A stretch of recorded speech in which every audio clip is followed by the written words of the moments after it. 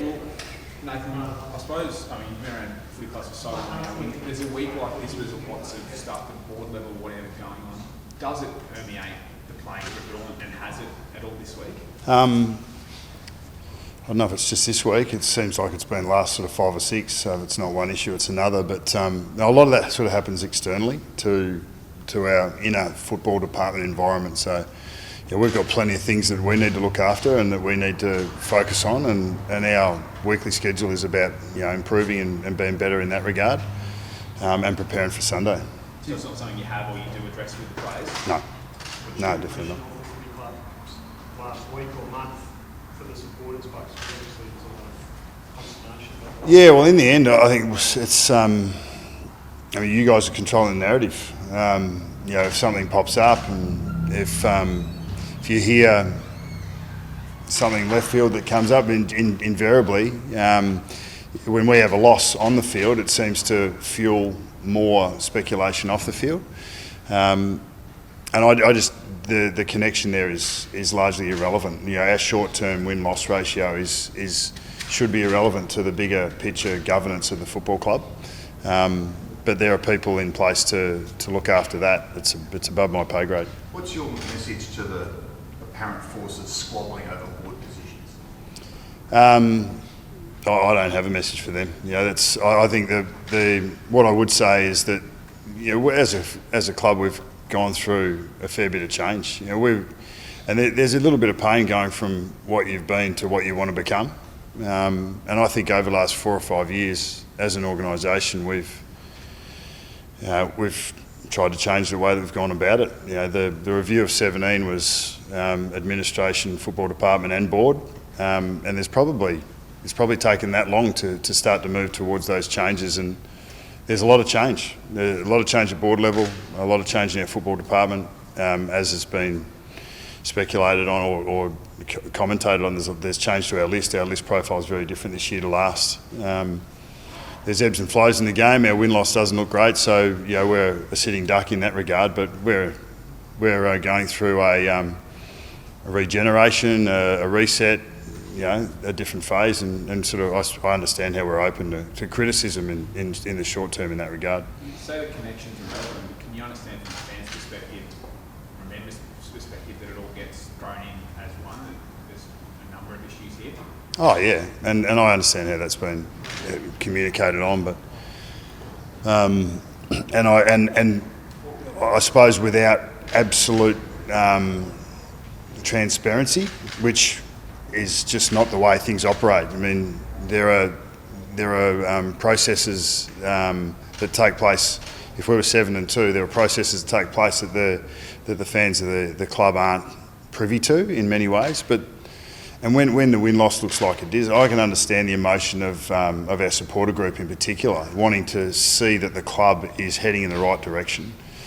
When the right direction is not always going to mean that you've got more wins and losses. We're going through a period at the moment that's it's hard yards on the field, but we think that we can turn that around. We think that we can play better footy, and we've got a couple of ins this week that's going to help us on Sunday, which is our short-term focus.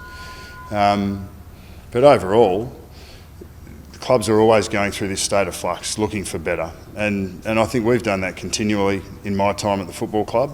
And right now, there's plenty of evidence. There's plenty of things that you can scrutinise and that we can discuss. But all fans want to see is that there is some stability, and we don't have that at the moment. But we're definitely searching for that. Do you want more transparency?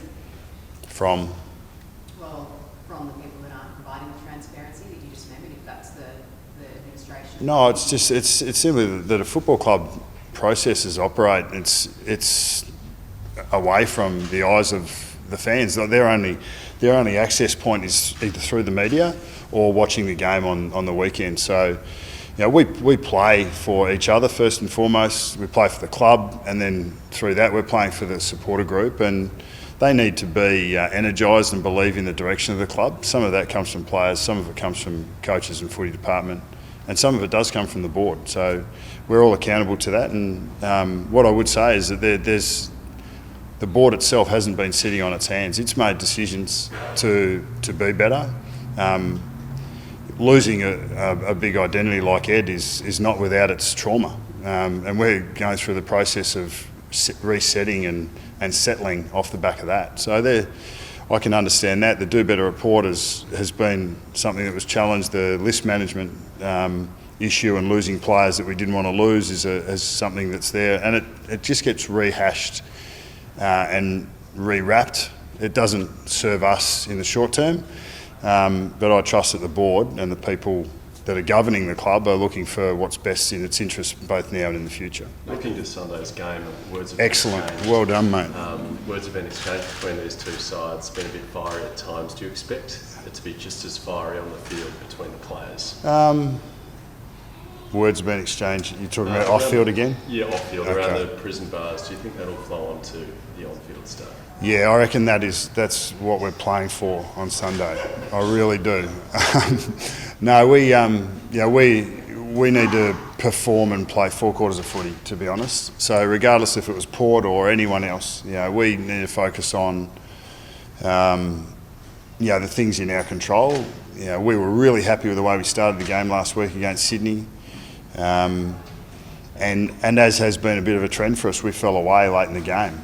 And whether that's belief, whether it's energy, whether it's the youth in the side not being able to sustain that energy and effort over a full 4 quarters, it's probably a little bit of all of the above. But we need to, on a very broad brush, we want our last quarter to look like our first quarters. So that's our challenge, regardless of who we're coming up against. Nathan, there's been a bit of external talk about your relationship with the players. Do you feel that's as strong as ever at the moment? The external talk? External talk, yeah. No, the external talk, it's strong. But your relationship with the players, tell us about that. And how do you feel when you read things? Yeah, I don't see, I don't read it, but I hear about it, and I don't see my experience is there's no evidence to support that. Bucks, you spoke a few weeks ago about how the fact you really coach you regardless of your own situation. Yep. Is that still the case, or are you making significant changes with an eye to next year and beyond? I think at all times, Pete, you're looking at now and you're looking at later. Look, our ins this week are Tay Adams and Jordan Ruffhead, two of the leaders at the football club, and a couple of young fellas have gone out. That doesn't mean that we're not planning for the future. I think at various times the balance is either skewed. You can put more experience in, or you can put some young boys in. We've probably had so many young blokes that have been exposed, arguably before their time. But no, we're coaching to win this week, every week, but we're also coaching to find out how we can improve in the medium term. And then obviously when you're doing that, I think you're looking at what your next premiership lineup's going to look like, what your next finals contender is going to look like. So this is a very different group to what we've had in the last 3 or 4 years in many ways, when you look at the depth of the list. So we're looking for a new norm for us that challenges against the best teams in the comp. So that we're looking for that every week. And I think if you really analyse what we're doing and where guys are playing, the youth that has been introduced, you can see that we're not sitting on our hands either. We're looking for better. How do you increase the scoring profile in the short term, Bucks? It's obviously a difficult scenario with the injuries you've had, but that's clearly crucial at the moment. Yeah, look, kicking 10 points after quarter time didn't help. It was 1 goal 10. It was a low scoring game last week, but the trend is obviously very strong around our diminishing returns in offence, and I'm really consistent with this. The better you defend, the closer you turn the ball over to your front, to your goals, and the better chance you are of scoring. Like our 2018 stuff actually come off being a really damaging stoppage scoring side, and in score differential from stoppage we've been really good.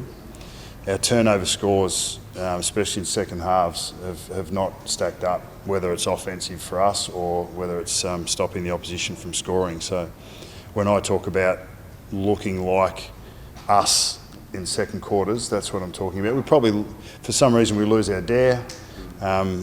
We we don't look to shift the ball as much, and that's something that we need to continue to coach and support the players to take those risks as the game wears on. Adam's ahead of schedule, nice opponent. Yeah, he's an exceptional character, very good footballer, great leader. He was in the same situation 2 years ago, and he really struggled with not being able to play, not being able to get his hands dirty and make an impact on the weekends. This time around, he's done all of his work, but his contribution in a coaching and a leadership sense has been brilliant. He continues to come of age. He's a leader in the organisation on and off the field, and we're rapt to have him back. Has there been an improvement in the prognosis for him? Yeah, well, that's he had quite a bit of scar tissue removed from that surgery, so it was absolutely evident that he needed to have that done to give himself the best chance of finding full fitness. He's recovered out of it really well, and probably like Tay, he's getting around the young boys and seeing this as this situation as a real opportunity to grow and to learn and to impact and to support. But yeah, once again, talk about short, medium, long term. If and when Howie gets back this year, we'll play him if he's fit and up and ready to go, because at the very least it helps us play our best football in the short term. But probably be great for him to get some games in before a full pre-season to head into his next 2 or 3 years, which we hope are better than his last couple in terms of availability. Just like Jamie Elliott as well. Yeah, he's moving really well. Like those boys, I prefer.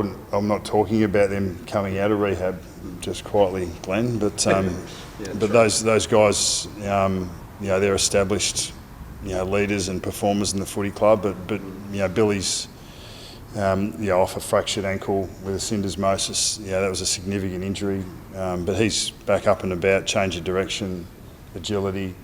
I think 2 weeks was the margin for him, but we were told 2 weeks for Tay a week ago, so he's come ahead of schedule. So I wouldn't say no, but we're not going to play guys before they're ready. Peter Moore was asked this morning whether Darcy should have been given more opportunity, more time up forward. And although he didn't comment on that, he did say that the game plan has never suited key forwards, and it still doesn't. And basically, to kick a bag in the Collingwood forward line, it's a bit of a fluke. Does that sort of go to your point before about struggling to keep the goals, and you think that's a fair comment? I don't know how many bags have been kicked in the last 10 years. The game's not like it was in the 70s. And I suppose we'd all love it to be like that sometimes, especially if you're a key forward. It's probably the toughest position to play in the modern game. And if you can get a really good contest and take a few, find yourself in one-on-ones and take a few plucks, I think you've played your role as a key forward. Definitely the ball use and the capacity to defend and the capacity to shift the ball out of contested situations through the midfield is part of giving your forwards great access. We've scored heavily at times, but as I said, we're too inconsistent with what that looks like in game. So we look after that. We give the boys in front of the ball, whether they're key forwards or small forwards, a bit better look, and that's what we're looking to do. It's the fact you haven't had it, so it's a reliable, or want a better word, consistent key forward as well. That makes it hard as well. It's a bit of chicken or the egg, but I won't let you make that comment in front of Checkers or Darcy Cameron, who's been performing pretty well. How's Mason going? Yeah, he's good. He's a bit hoarse. Just seems to get some strange injuries, big fella. I suppose there's a lot of surface area on that body of his, so the fact that he cops one here and he cops a finger in the eye, and he's been able to find a bit of trouble in his time. He's getting the full experience of AFL footy. How are you going to keep this season on track, I suppose, with all the external numbers, but how's your what's your approach? Well, can't control you boys and girls. I think in the end, I suppose message for Collingwood people would be, that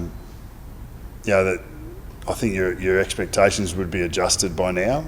We've had 3 pretty good years in finals. To play in a grand final prelim and then make finals again. If you look back, you would have been pleasantly surprised after 2000 or the 5 years leading up to that. We're resetting now, and we believe that whilst we've still got some experience in the side, and we feel like we're underperforming in the short term, that we've got the capacity to play better footy, and that's what we're looking to do.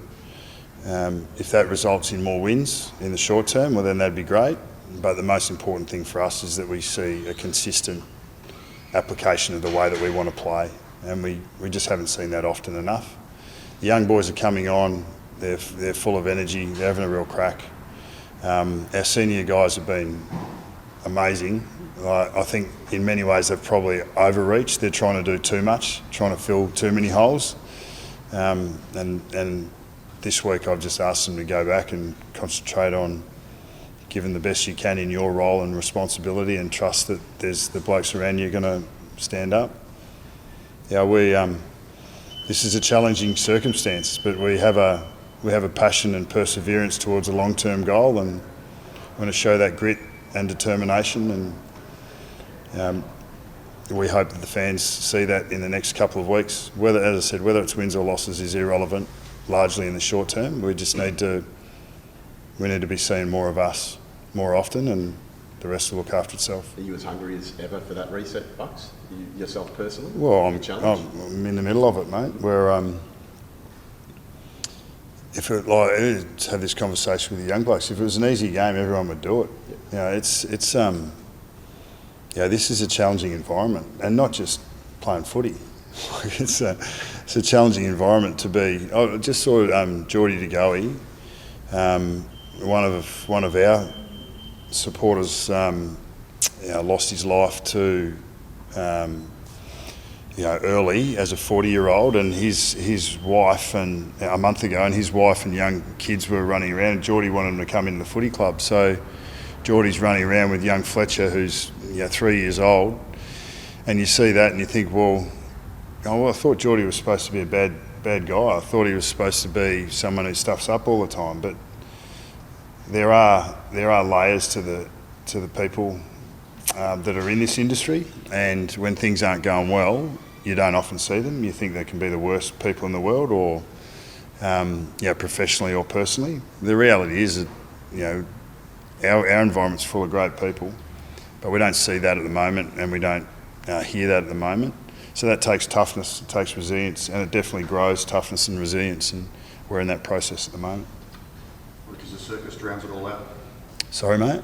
Probably because the circus... You can become a bit cynical, can't you, Rob? But the thing that drives me is other people, right? And the young players give you energy above and beyond, and the cycle keeps turning and things don't stay the same. So I'm energised for it. This is a challenge. You can either put the white flag up or you dig in and you have a real crack, and our conversations have been around doing that. Does that bring about re-energy? 4 weeks ago, finals were still talked about, and now clearly the gear has shifted. When you change mindset and you almost set a new goal, does that bring with it some extra? We'll find out. We'll find out. I mean, when you're 4 weeks in and another 4 weeks in, you've been 1 and 3, and you haven't sort of been able to get those results to be able to, for the short term to look as rosy as you want it to, well then you do need to reset. We've reset internally around what, making it simple, stripping it back. These are the things that we want to see, and I think that when in times of challenge, it's really important for you to understand who you are and who you're not. And a lot of our conversations the last month have been that. It takes time to turn it around. And I think our last 2 or 3 weeks internally have been really good in our timetable, in our week, in our training sessions, in our meetings. And I think you'll see better performances in the next month as a result of that. Can't do anything about what's been, but we can do something about what's coming. Thanks, mate. Cheers. Cheers. Thanks very Thanks, much. guys. Cheers, mates.